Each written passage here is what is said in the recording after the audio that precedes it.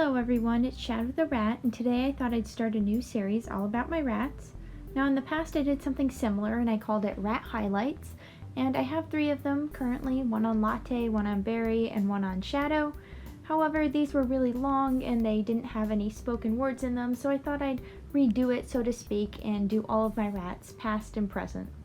So I thought I'd start with my past rats, and my first 3 would be Shadow, Sonic, and Ninja. And I thought I'd start with the easiest of all, Ninja, because Ninja was with me for the shortest period of time.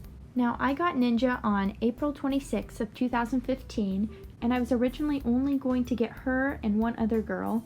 However, when I reached the PetSmart, I saw 3 rats, and I knew they didn't get rats very often, so I didn't want one to be left behind. So I brought 3 girls home, and then I set up a huge cage for them, equivalent to a double critter nation, and let them have free reign in it. Now all 3 girls were really skittish at first, so I spent most of the first 2 days just offering treats to them and trying to pet them and interact. Out of all 3 of them, Ninja was probably the friendliest rat. She would come up to me, she'd let me pet her. When I took her out of the carrier that the pet store gave me to put into the actual plastic carrier I had and I was going to transport them home in, she let me handle her without issue while the other 2 were super skittish. Ninja would also eat next to my hand, which was really nice, especially because I was a new rat owner and I wasn't really in the mindset I am now of just picking them up and playing with them.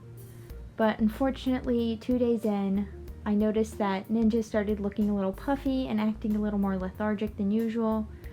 I wasn't really aware of how fast illness can travel in rodents. I mean, I had had hamsters and gerbils in the past, but they never really got ill on me. It was more I just come to their cage and I'd either find them dead or they were healthy for the rest of their life.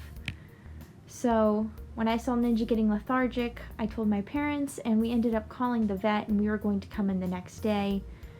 But by the next day, I came downstairs and I was looking at Ninja and she was very, very lethargic at that time. She let me pick her up with no fight at all, totally floppy. She was cold. I put her in the carrier with my other 2 rats and I ended up missing school that day because we took them to the vet and she just died as soon as we got into the waiting room. They literally called us and she took her last breath then.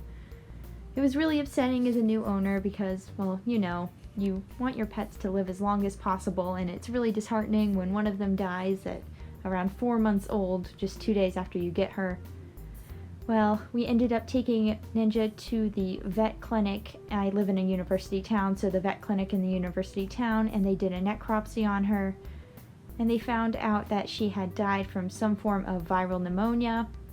So it was really fast acting, but it meant that she basically suffocated in her own lungs from fluid buildup, which is horrible if you think about it.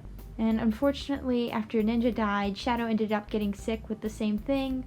Shadow did survive, and she lived a good 2.5 years after that. And Ninja's necropsy really helped us figure out what was going on and helped us treat her, but still, it was not a good time. This is basically just a tribute to Ninja. She was only with me for 2 days, and yes, my brother named her, which is why she's called Ninja. So yeah, thank you for watching, and I will have videos on the rest of my rats like this at some point. Bye!